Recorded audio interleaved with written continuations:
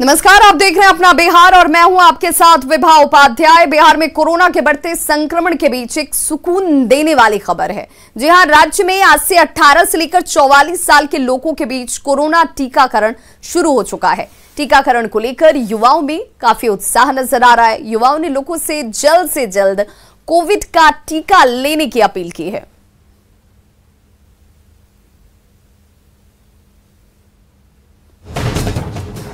तो देखिए, ये तस्वीर आपके सामने है जब आज अहले सुबह से वो तमाम युवा सेंटर्स पर पहुंचने लगे। लॉकडाउन है, ये बात जानते हुए भी इस इंफॉर्मेशन को आप तक पहुंचाना जरूरी है कि अगर आप वैक्सीनेशन के लिए सेंटर्स पर जाना चाहते हैं तो आपको कोई नहीं रोकने वाला है। आपको जो पुलिसकर्मी हैं उन्हें यह कहना है कि आप रजिस्ट्रेशन के लिए पहुंच रहे हैं और ऐसे में आपको जरूर वैक्सीनेट होना चाहिए। बिहार में आज से 18 साल से ऊपर के और 44 साल तक के लोगों को कोरोना का टीका लगना शुरू हो चुका है, लेकिन आपको इसके लिए रजिस्ट्रेशन कराना अनिवार्य होगा और रजिस्ट्रेशन के जरिए आपको अलॉटमेंट दी जाएगी कि आप किस सेंटर्स पर पहुंचकर कोरोना का टीका ले सकते हैं। कोरोना के बढ़ते संक्रमण के दायरे के बीच एक राहत भरी खबर है। आज 18 से 44 साल के लोगों को टीका दिया जाएगा और निश्चित तौर पर ये जो वैक्सीनेशन का काम शुरू हुआ है, इससे अब लोगों को थोड़ी बहुत राहत मिलेगी। शनिवार को 3.5 लाख डोज जो है वैक्सीन का वो पटना पहुंचा है, जिसे बिहार के विभिन्न जिलों में दिया गया है और आज 18 से 44 साल के लोग पहुंचे हैं वैक्सीनेशन के लिए। क्या उनके मन में बात चल रही है? अरे आप भी आए हैं आज वैक्सीन लेने के लिए? हाँ। क्या एज है आपका? 20। कितने दिनों पहले आपने अपना रजिस्ट्रेशन करवाया था? 1 सप्ताह हो गया। 1 सप्ताह पहले। हाँ। और आज का डेट दिया गया था। हाँ। क्या चल रहा है मन में? काफी दिनों से लंबा इंतजार कर रहे थे आप। हाँ। आज क्या मन में चल रहा है? एक वैक्सीन लग जाएगा तो थोड़ा सिक्योरिटी बढ़ जाएगा अपना। सेफ फील करेंगे। हाँ। क्या नाम है आपका? अविनाश। क्या एज है? 24।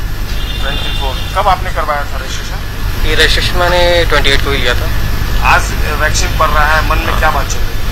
सेफ्टी के लिए बात क्या होनी चाहिए सर, सेफ्टी बेटर है। बहुत लंबा इंतजार लेकिन करना पड़ा आपको, लगता है? हाँ, एक्चुअली इसके पहले मैंने डेट लिया था, वो कैंसिल हो गया था, फिर कल मुझे डेट मिला है आज का। और कौन कौन है घर में आपके इस ग्रुप का? हाँ, मैं हूँ, मेरा भाई है। कई लोग पहुंचे हैं, कुछ जंगल है, उनसे भी हम बात कर लेते हैं और निश्चित तौर पर एक लंबा इंतजार था। आप आइए वैक्सीन लेने के लिए? हाँ। कब रजिस्ट्रेशन करवाया था? कल ही कराया था रजिस्ट्रेशन। कल कराया और आज आपको मिल गया? हाँ जी। मन में काफी दिनों से इंतजार हो रहा होगा, आज क्या बात आ रही है?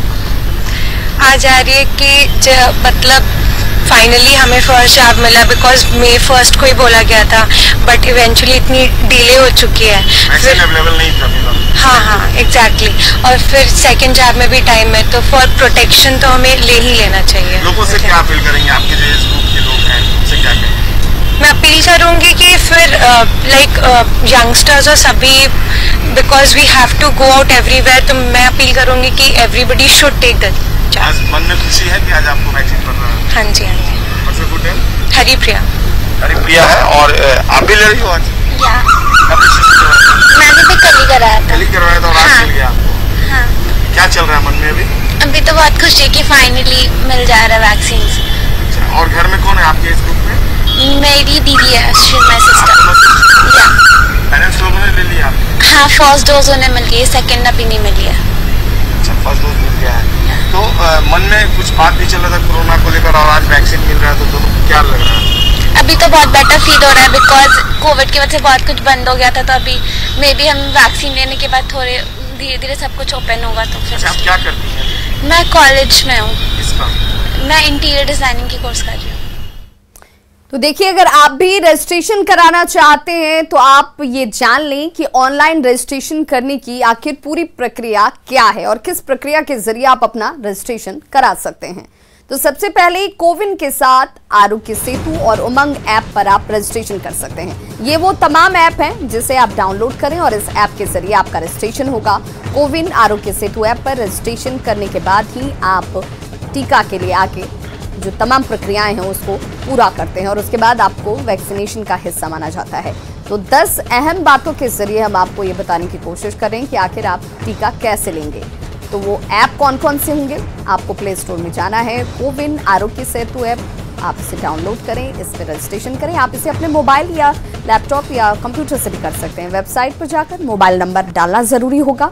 आपको किसी पहचान पत्र का ब्यौरा देना होगा। ये पहचान पत्र कुछ भी हो सकते हैं, जिसमें आप अपने आधार कार्ड का इस्तेमाल, उसका नंबर का इस्तेमाल कर सकते हैं। रजिस्ट्रेशन के लिए मोबाइल नंबर जैसे ही आप अपने आधार नंबर को डालते हैं, उसके बाद आपका एक OTP आप पर आता है मोबाइल पर, और उस OTP को आपको डालना है। पहले आपको 4 प्रकार की जानकारी देनी है। ये जानकारी क्या क्या होगी? तो फोटो ID, आधार, उम्र की जानकारी आपको वहां पर देनी होगी। टीके की साइट और समय खुद से तय कर सकते हैं, यानी कि आप कौन से दिन टीका लेना चाहते हैं, किस जगह लेना चाहते हैं, किस साइट से लेना चाहते हैं, ये आप बता सकते हैं। उम्र के लिए आपको प्रमाण पत्र देना होगा। रजिस्ट्रेशन कर चुके हैं तो फिर साइट सेलेक्ट कर सकते हैं। और सहयोगी हमारे संजय इस वक्त लाइव में हमारे साथ जुड़ गए हैं। संजय, जिसका लंबा इंतजार लोगों ने किया, एक मनोवैज्ञानिक तौर पर एक बड़ी राहत इसे कही जाएगी कि आज वो इंतजार भी खत्म हुआ और युवा इसमें बढ़ चढ़कर हिस्सा भी ले रहे हैं। टीके के लिए रजिस्ट्रेशन कराने के साथ अब सेंटर्स पर पहुंच रहे हैं।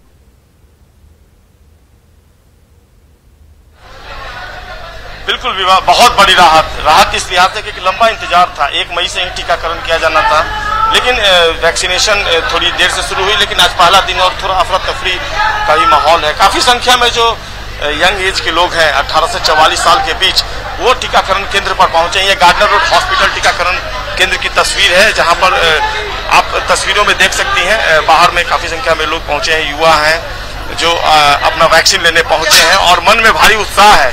कई लोगों को यहाँ वैक्सीन दिया जा चुका है और लगातार ये प्रक्रिया जो है वो चल रही है। एक वैक्सीनेशन केंद्र की जो तस्वीर है मैं आपको सीधे तौर पे दिखा पा रहा हूँ। ये टीकाकरण कक्ष है जहाँ पर टीका देने की जो प्रक्रिया है वो लगातार चल रही है। जो पैरामेडिकल स्टाफ है वो यहाँ पर मौजूद है और एक एक कर लोग पहुँच रहे हैं और उन्हें वैक्सीन दिया जा रहा है। और फिर वैक्सीन लेने के बाद एक यहाँ पर प्रतीक्षा कक्ष भी बनाया गया है जहाँ पर लोग पहुँचे हैं। जो डायरेक्टर है यहाँ पर टीकाकरण केंद्र के, उनसे हम बात कर लेते हैं किस तरह का अरेंजमेंट किया गया है। डॉक्टर मनोज हैं, डायरेक्टर गार्डनर रोड हॉस्पिटल के टीकाकरण केंद्र जो है वहाँ के, किस तरह का अरेंजमेंट किया गया है? यहाँ पे जो आज 18 से 45 साल के बीच का जो वैक्सीनेशन का स्टार्ट किया गया है, जिसके चलते यूथ वर्ग जो है उसमें बहुत ज़्यादा उत्साह कह लें या जोरदार तरीका से वैक्सीन लेने का उपाय करें। उसमें सिर्फ आज 100 लोग का करना है, लेकिन उसमें मैक्सिमम वैसे लोग आ गए हैं जिनको कि ना स्लॉट अलॉट है ना टाइम अलॉट है, सिर्फ ऑनलाइन रजिस्ट्रेशन कराए और चले आए कि हमको वैक्सीन लेना है। कुछ लोगों को ये लग रहा है कि स्पॉट रजिस्ट्रेशन कराना है, वो भी आकर खड़े हैं, जबकि हम लोगों ने बाहर एक लिस्ट लगवा दिया है। जो 100 बेनिफिशरीज हैं सिर्फ उन्हीं का होना है 18 से 45 में। लेकिन उसके बाद भी ये प्रॉब्लम जो है वो हंगामा मचाए हुए हैं। हम लोग भी प्रशासन लोगों में ऐसा क्यों हो रहा है कि क्या उन्हें लग रहा है कि जो वैक्सीन है उसकी शॉर्टेज हो जाएगी, या मन में क्या बात चल रही है? क्यों इस तरह से अफरा तफरी का माहौल हो गया आज पहले? यूजुअली जो ये यूथ वर्ग होते हैं, थोड़ा सा उन लोगों में, जब हम लोग भी यूथ थे तो थोड़ा सा एक उत्साह कह लीजिए इसको, रहता है कि मुझे जल्दी पड़ जाए, और उस जल्दी के चक्कर में ये भीड़ हो जा रही है, जो कि सोशल डिस्टेंसिंग के लिए बहुत खराब है। क्योंकि आज के डेट में एक सुपर स्प्रेडर के तौर पे माना जा रहा है वैक्सीनेशन सेंटर, क्योंकि जिस ढंग का ये भीड़ है, जिस ढंग से लोग समझ नहीं रहे हैं, अगर इस तरह से रहेंगे तो उन्हें कोरोना होने की संभावना बहुत बढ़ जाएगी। तो बिल्कुल देखिए, जो जिन्होंने वैक्सीन ली है वो पहुंचे हैं।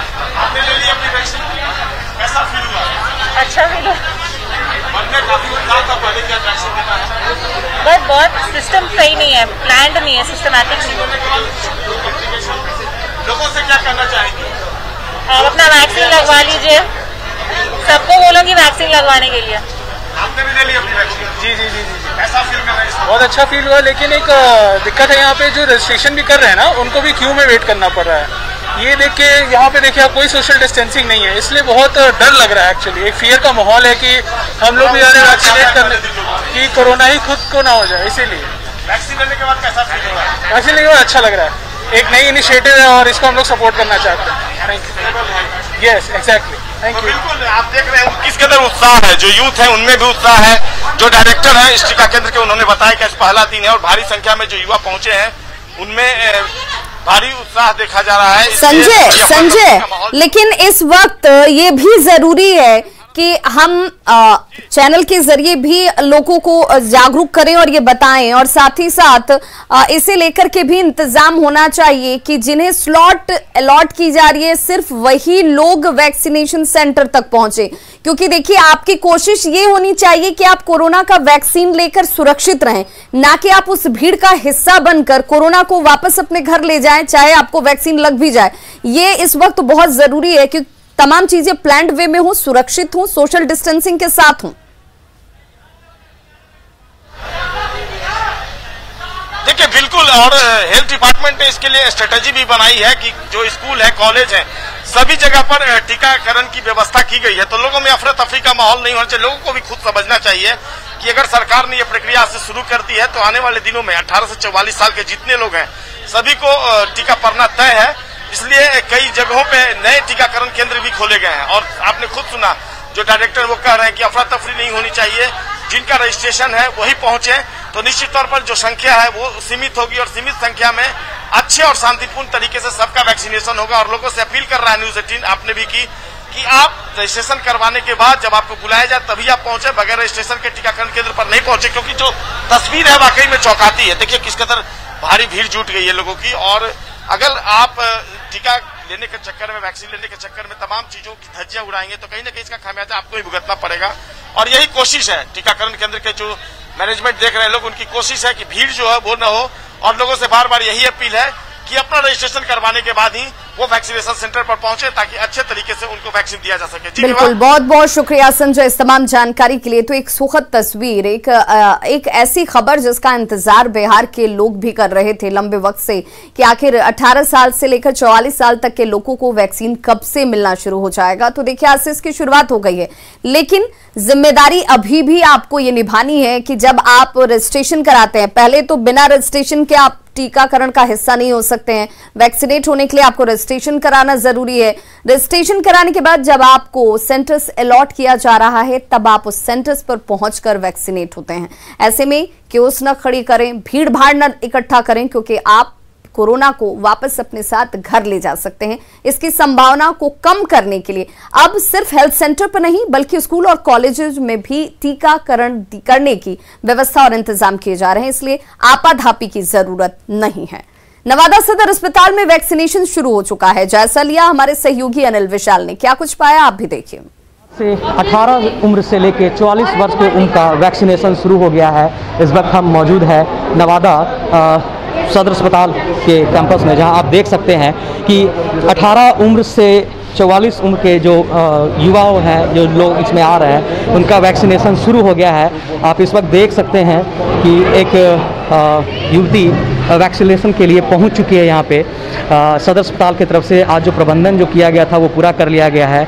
अधिकारियों ने जैसा बताया कि कल खेप जो है आज सुबह पटना आ गया है और कुल 660 वाइल यहाँ पहली खेप आई है। एक युवती है, आइए डायरेक्ट हम उन्हीं से हम बात करते हैं इस वैक्सीनेशन के ऊपर। बताइए कैसा लग रहा है और क्या बताना चाहेंगे? बहुत अच्छा लग रहा है कि हम लोग फाइनली वैक्सीनेटेड हो रहे हैं। थोड़ी देर ज़रूर हुई लेकिन सही समय पे वैक्सीनेटेड होना बहुत अच्छी बात है। जो लोग अभी भी वैक्सीन से डर रहे हैं उनके लिए मैं यही कहना चाहूँगी, डरने की कोई ज़रूरत नहीं है। सरकार हमारा बुरा नहीं चाह रही है और वैक्सीन लेना बहुत ज़रूरी है अगर आप कोविड से बचना चाहते हैं। Thank you. लोगों के लिए यही संदेश होगा कि जितनी जल्दी से जल्दी हो सके वैक्सीनेटेड हो जाए, क्योंकि इस महामारी से लड़ने का और कोई तरीका नहीं है। वैक्सीनेटेड होना ही एकमात्र तरीका है। क्या नाम है आपका? रचना आनंद। रचना जी ने काफ़ी अच्छे सुझाव लोगों को दिए हैं। इस वक्त हमारे साथ DIO है, उनसे हम जानने की कोशिश करते हैं। सर बता दिया जाए आज जो प्रोग्राम जो शुरू हुआ है उसके बारे में। पहले से ही प्रोग्राम 16 जनवरी से ही चल रहा है, लेकिन 9 तारीख से यह प्रोग्राम 18 से 44 साल के उम्र के लोगों के लिए है और इसके लिए यह वैक्सीन राज्य सरकार के द्वारा यह प्रदत्त किया गया है कि 18 से 44 साल के लोगों को यह वैक्सीन दिया जाए और उसका फर्स्ट लॉट आ गया है और फर्स्ट लॉट में अभी सारे लोग उपस्थित हैं। जो लोग सेल्फ रजिस्ट्रेशन कर चुके हैं वो लोग आज यहाँ 200 की संख्या में ऑलरेडी रजिस्टर्ड हैं और उन लोगों को वैक्सीन पड़ रहा है। जैसा कि आपने सुना सदर अस्पताल के डीआईओ का यह कहना है कि जो वैक्सीन की जो खेप है वो नवादा आ चुकी है और जो सेशन साइट जो बनाया गया है उसमें सदर प्रखंड के अलावा सभी पीएससी में बनाया गया है। आज कुल 1800 लोगों का वैक्सीन होना है, तो उसके लिए जो व्यवस्था जो है वो पूरी कर ली गई है। तो एक बार फिर से आप लोगों से यह अपील है कि वैक्सीन ज़रूर लें और आपकी बारी आने पे आप वैक्सीन ज़रूर लें, क्योंकि वैक्सीन ही अभी फ़िलहाल एक बचाव का उपाय है और लोग भी यही संदेश दे रहे हैं। तो इसलिए अपनी बारी आने पे वैक्सीन ज़रूर लें। अनिल विशाल, न्यूज़ 18 नवादा। तो पटना में कोरोना महामारी के बीच कालाबाजारियों के खिलाफ ईओयू की कार्रवाई भी लगातार जारी है। पटना में रेमडेसिविर इंजेक्शन के साथ ईओयू और कंकड़बाग पुलिस की टीम 3 लोगों को गिरफ्तार कर चुकी है और एक मीडिया हाउस की आड़ में लोग कालाबाजारी कर रहे थे। इनके पास से रेमडेसिविर की 3 फाइल जब्त की गई है। कालाबाजारी करने वाले लोग एक इंजेक्शन जो है वो 40,000 रुपए में बेच रहे थे। पुलिस की इस कार्रवाई से कारोबारियों में हड़कंप मचा है। और इसमें कुछ लोग रेमडेसिविर इंजेक्शन की लेन देन कर रहे थे और जिसमें हमारी टीम में हम लोगों ने 3 लोगों की इसमें गिरफ्तारी की गई है। उधर से लगाई है और अभी पूछताछ चल रही है। इसमें आगे कुछ और अगर हम लोग आगे अपडेट करेंगे आपको। सर, कहाँ से बरामद हुआ? कुछ प्रेस वालों का नाम सामने आ रहा है। इसमें एक एमआर है और एक लड़का है जो प्रेस में भी काम करता है। ये लोग 1 फाइल तो 40,000 में डील कर रहे थे। टोटल 1,20,000 का डिमांड था इनका और इसी में वो ट्रैप हुए हैं। गिरफ्तारी कहाँ से हुई है? गिरफ्तारी इसको हम लोग कंकड़बाग से ही की है और हम लोग इसे कंकड़बाग थाने लेकर आए हैं। कितने लोग? अभी 3 लोग हैं। मुजफ्फरपुर में भी रेमडेसिविर इंजेक्शन की कालाबाजारी के आरोप में बड़ी कार्रवाई की गई। सिविल सर्जन ने एक निजी हॉस्पिटल मेडिका पर एफआईआर दर्ज कर दिया है। आरोप है कि अहियापुर स्थित इस अस्पताल के डॉक्टरों की तरफ से फर्जी तौर पर रेमडेसिविर की जरूरत बताकर इमरजेंसी में दवा हासिल करने की कोशिश की गई, जबकि अस्पताल में किसी भी मरीज को इस इंजेक्शन की जरूरत ही नहीं थी। मकसद साफ था कि रेमडेसिविर की कालाबाजारी कर जरूरतमंद लोगों को ऊंची कीमत पर इसे दिया जाए। शनिवार को जब मरीज का एक परिजन पुर्जा लेकर दवा लेने सदर अस्पताल पहुंचा तो उससे पूछताछ की गई और इंक्वायरी में उसका जवाब संतोषजनक नहीं मिल पाया। वो शख्स फंस गया जवाब देते वक्त, जिसके बाद जांच में अस्पताल का फर्जीवाड़ा खुलकर सामने आ गया। इस अस्पताल में पहले भी मरीजों के साथ अवैध तौर पर उगाही का आरोप लग चुका है। मेडिका हॉस्पिटल का पुर्जा आया जिसमें एक पेशेंट लेकर के आया। उस पेशेंट का नाम और आधार कार्ड नंबर लिखे हुआ है और एडीसी के नाम से लिखा हुआ है कि इनको जो है इंजेक्शन प्रोवाइड किया जाए। तो पहले भी उसकी शिकायत मिल चुकी थी, हम लोग के संज्ञान में था। आज हमको लगा कि ये जो दवा जो है पेशेंट के लिए नहीं मंगा रहा, अपने हॉस्पिटल के लिए मंगा रहा है, इसलिए मैं उस पर कार्रवाई करने के लिए संबंधित थाना प्रभारी को भी लिखा हूँ और अपने उच्च पदाधिकारी को, जिलाधिकारी महोदय और एसपी को भी नहीं।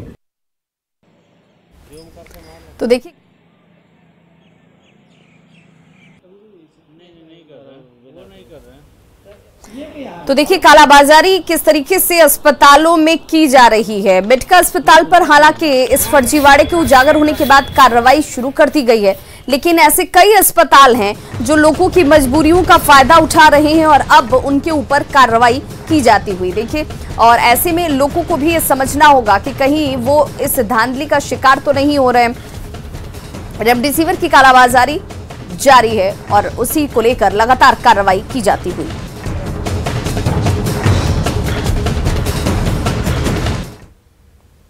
तो कोरोना की वजह से राजधानी पटना सहित पूरे राज्य में ऑक्सीजन की खपत काफी बढ़ गई है। कुछ दिनों पहले तक लोगों को ऑक्सीजन सिलेंडर के लिए दर दर भटकना पड़ रहा था, लेकिन अब ऑक्सीजन की सप्लाई बढ़ा दी गई है।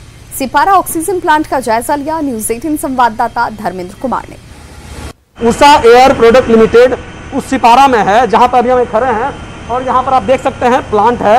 यहां पर ऑक्सीजन के सिलेंडर भरे जाते हैं और यहां एक नया और प्लांट में एक नई व्यवस्था की गई है, जिसमें कि जो घरेलू सिलेंडर हैं उसके लिए अलग से कम 100 सिलेंडर रोज यहाँ भरे जाते हैं घरेलू लोगों के लिए। और आप देख सकते हैं ये घरेलू सिलेंडर हैं जो कि भर के जो आम आदमी है जिनको जरूरत पड़ते हैं, जो हॉस्पिटलों में नहीं जाता है, ये आम आदमी जो अपने घरों में इस्तेमाल कर सकते हैं, अपने दुकानों में इस्तेमाल कर सकते हैं, उनके लिए ये बनाया जाता है। और 100 रोज सिलेंडर यहाँ से आम आदमियों के लिए भरे जाते हैं और जो स्थिति है वो पूरी तरह से नियंत्रण में है। और हम बात करेंगे जो यहाँ पर प्लांट में है कि क्या क्या स्थिति है, क्या स्थिति है अभी तो स्थिति कंट्रोल में है। 10 दिन पहले बहुत ज्यादा तबाही था यहाँ पर, लेकिन अभी फिलहाल कंट्रोल में है। हम लोग गैस देने में सक्षम है, इसमें कोई दिक्कत नहीं हो रहा है। कितने सिलेंडर रोज यहाँ पे जा पा रहे हैं सरकार? हम लोग को करीब 1000 सिलेंडर NMCH में दे रहे हैं, 300 सिलेंडर IGMS में दे रहे हैं, राजा बाजार में स्थित है उसमें दे रहे हैं। करीब 100 से 300 सिलेंडर, एक CM का जो सिलेंडर है तो आम आदमी को हम लोग होम क्वारंटाइन है उनको हम दे रहे हैं। इस तरह से सब मिला करके जो स्थिति पैनिक बनी हुई थी वो अब नहीं है, वो अभी कुछ हद तक कंट्रोल में है। अभी कब तक कंट्रोल में रहेगा तो हम नहीं बता सकते हैं, लेकिन फिलहाल अभी स्थिति कंट्रोल में है जी। इनका कहना था कि जो स्थिति है अभी कंट्रोल में बनी हुई है। जो भी यहाँ से बॉटलिंग प्लांट से जो भी निकल रहे हैं सिलेंडर NMCH के लिए, PMCH के लिए और तमाम जो सरकारी अस्पताल है वहां तो जाते ही हैं, लेकिन उन्होंने एक नया शुरुआत किया है। 100 सिलेंडर रोज यहां से जो आम आदमी हैं उनके लिए दिया जाता है। न्यूज़ 18 के लिए पटना से धर्मेंद्र कुमार। कोरोना संक्रमण के बाद लॉकडाउन लगने से कारोबार पर काफी असर देखने को मिल रहा है। लॉकडाउन में जरूरी चीजों को छोड़ सारी दुकानें बंद हो चुकी हैं और पटना में कारोबारियों को इससे नुकसान हो रहा है।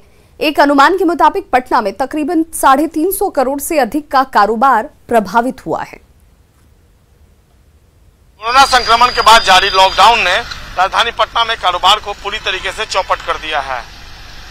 जब से लॉकडाउन लागू हुआ है वैसे में व्यापारियों की सच पूछे तो कमर ही तोड़कर रख दी है इस लॉकडाउन ने।